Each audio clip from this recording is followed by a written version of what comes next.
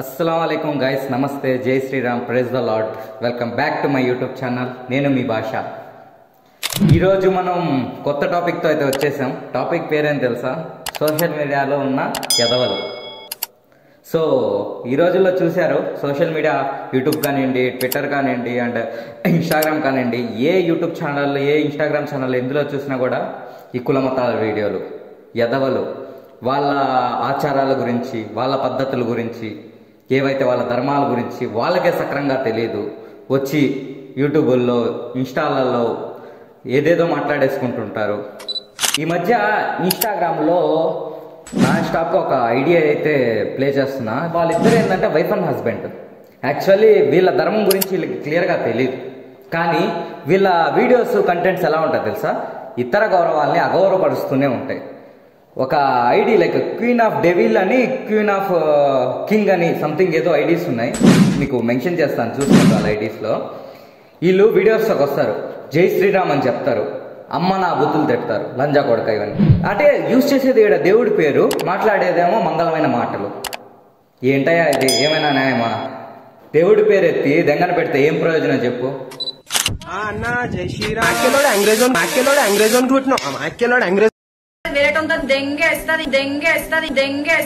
वाह क्या सीन है। और अभी तो रुको, क्लाइमैक्स अभी बाकी।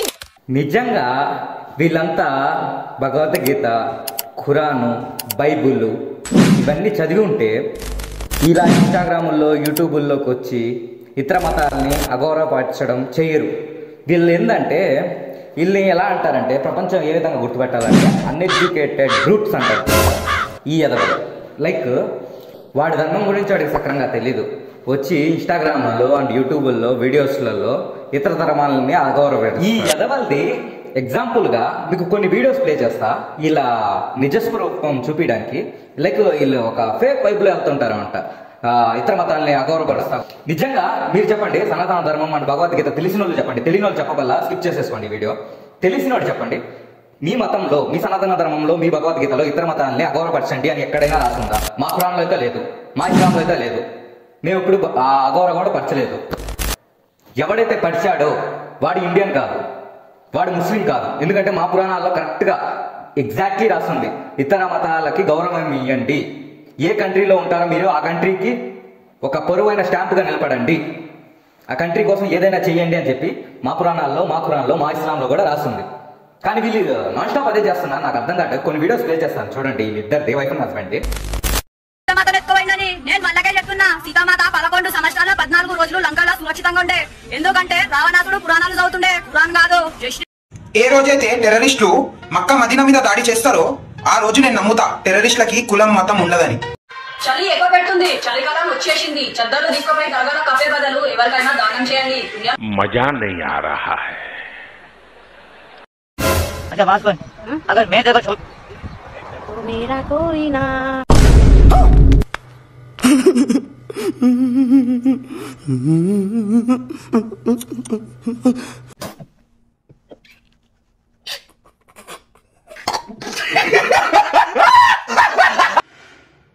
సో ఈ ఇద్దరు ఎవరు తెలుసా? అంధభక్తులు అంటారు వీళ్ళని। మళ్ళీ అంధభక్తి అంటే అదేదో పెద్ద బూతిగా తీసుకోకండి। అంధభక్తి అంటే ఏంటంటే, వీళ్ళ ధర్మం గురించి వీళ్ళకి తెలియకన్నా వచ్చి ఇతర ధర్మాల గురించి వాగుతున్నారే, అలాంటి వాడిని అంధభక్తి అంటారు। 100 సార్లు చెప్తున్నా, ఇతర ధర్మం అంటే లైక్ ప్రతి ధర్మంలో ఉంటుంది ఇతర ధర్మాన్ని గౌరవించండి అని। వీళ్ళు చేసేది అంధభక్తి పనులు। ఇన్స్టాగ్రామ్లోకి వచ్చి ఎన్ని వీడియో క్లిప్స్ కావాలంటే అని చూపిస్తా వీళ్ళవి అంధభక్తిగా। అదే ముస్లిమ్స్ లో కూడా ఉంటారు అంధభక్తులు। సో ఈ అంధభక్తురాలిది ఒక వీడియో ప్లే చేస్తా। హిందూ ముస్లిం కాదు, గుడి మసీద్ కాదు, మంచి మనసుతో మంచి పని చేద్దాం, జామా మసీద్ని తీసేసి మంచి హాస్పిటల్ కడదాం। సో ఈ వీడియోలో ఏమంటుందంటే, జామా మసీద్ని తీసేసి హాస్పిటల్ కట్టాలంట। ఇప్పుడు ఇలాంటి అంధభక్తు ముస్లింలో ఉంటాడు ఎవడో ఒకడు, వాడు ఏం చెప్తాడంటే అయోధ్యను తీసేసి యూనివర్సిటీ కడదామంటాడు। ఎంత మాత్రం కరెక్ట్?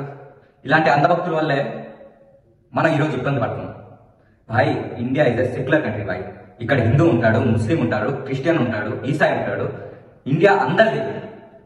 ముస్లిమ్స్ వాళ్ళలో మంచి వాళ్ళు ఉంటారు, చెడ్డ వాళ్ళు ఉంటారు, కానీ ఇద్దరు ఖురానే చదువుతారు।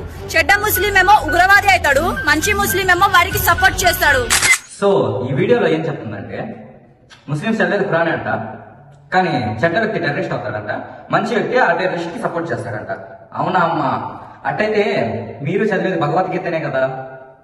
సో మంచి వ్యక్తులు మంచి ప్లేస్ లో ఉన్నారు అయోధ్యలో. అండ్ మీకు కొన్ని వీడియోస్ ప్లే చేస్తారు చూడండి.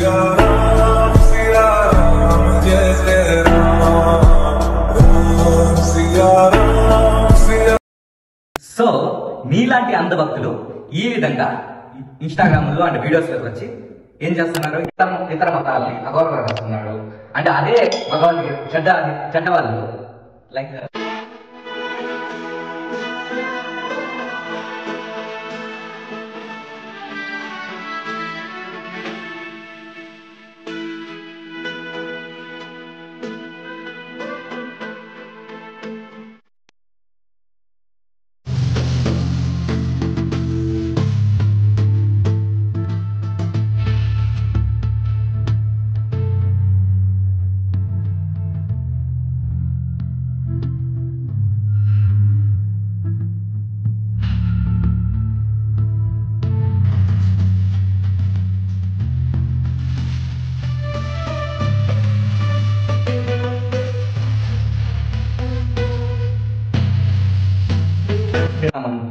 రోడ్ల మీద ఇలా ముస్లింస్ ని కొట్టడం, ఆడవాళ్ళని ఇది చేయడం, ఈ పనులు చేస్తుంటారు. ఇది ఎక్కడ ధర్మం అమ్మా తల్లి? మీరు చేస్తే న్యాయం, మేము చేస్తే అన్యాయమా? ఇక్కడ మీరు మేము కాదు చేసేది, మీలాంటి అంధభక్తులు వాళ్ళలాంటి అంధభక్తులు. ఓకేనా? This is the meaning of అంధభక్త్. సో మా ముస్లిమ్స్ లో నిజంగా ఖురాన్ చదివిన వ్యక్తి మస్జిద్ లో హాఫీజ్ అవుతాడు, మౌలానా అవుతాడు, డొనేషన్స్ చేస్తాడు అండ్ హెల్పింగ్ నేచర్స్ చేస్తాడు. అదే ఖురాన్ చదవకన్నా, అంటే చదవని వాళ్ళు కూడా చాలా మంది ఉంటారు, ఇస్లాం మీద నాలెడ్జ్ లేనివాడు టెర్రరిస్ట్ అవుతాడు.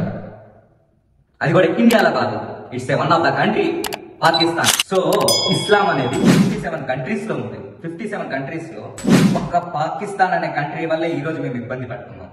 ప్రతి ముస్లిం ఇబ్బంది పడుతున్నాడు 57 కంట్రీస్ లో. Don't judge anyone in your life. Okay guys, మన కాన్సెప్ట్ ఏం లేదు, అందరు బాగుండాలి, అందులో మనము ఉండాలి.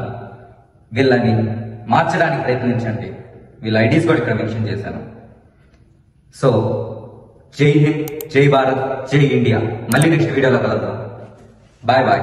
సబ్స్క్రైబ్ చేసుకోండి, ఫాలో చేసుకోండి and share your friends my videos.